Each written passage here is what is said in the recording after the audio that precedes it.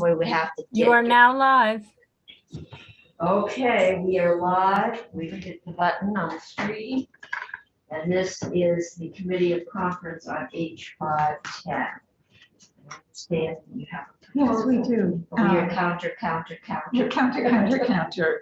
Although I'll hand it out, and for some reason I only have 5 copies, so I will make sure that everybody's all got a copy, and I can fill maybe let Emily look at it. So first of all, I feel like we're getting much closer, and appreciate all of that effort. What this does is it goes back, it turns out to be 31.8. I tried to get to 31.7. That starts with that amount of money for the child tax credit. It does do, if you look down at the graph below, the yellow line is what the House did originally. The blue line is what the Senate did originally. And then the red and green are sort of where, as we're getting closer to coming into a landing place. And we did do much more of a phase out. I suppose the big change is really that we dropped the income where the phase out starts. We have 140, 145, something like that on the last proposal. This is 125. And then ends at 75 because it has a bigger slope. And we did add a bullet here just to be clear with no sunset. And then the rest of it is the same as you had, except for the child dependent care credit, which you had 80%, and we put it at 45 in order to stay in the $40 million box. I will say that where that money comes from, it is not. We're not arguing that it should come out of that credit rather than student loan interest or the appropriations or whatever. It just seemed that it was harder to take it out of the student loan interest deduction than the child dependent care credit. But that was somewhat arbitrary because we've been trying to leave those decisions pretty much as you all have. I've been making the argument for the 10,000 for the military retirement.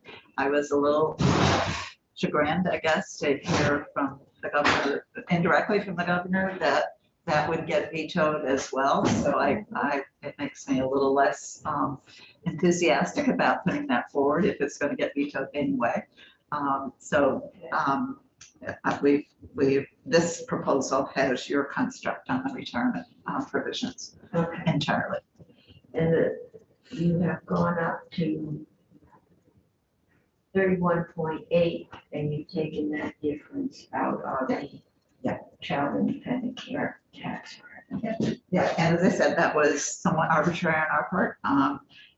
We could take it out of the Social Security increase, but we had that in both bills, so that seemed to me like more of a given.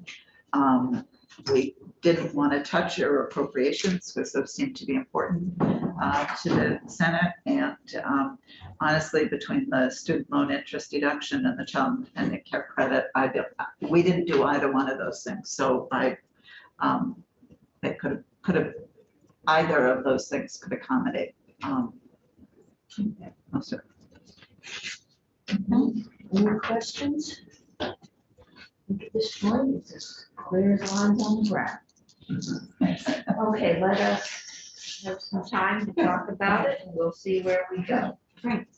Okay. It's Scheduled for the morning? I think Yeah, I should be here by 9. I have to drop my husband off for surgery at That's 8:30.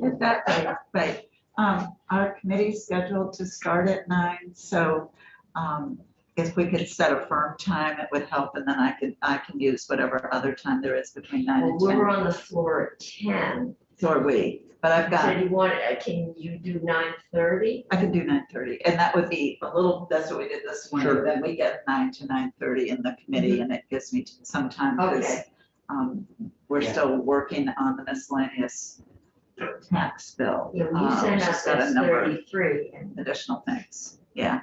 we did knock that one out. You didn't? No. No. It's a lot of detail. A lot of detail in there. Yeah. Exactly. Okay. Yep.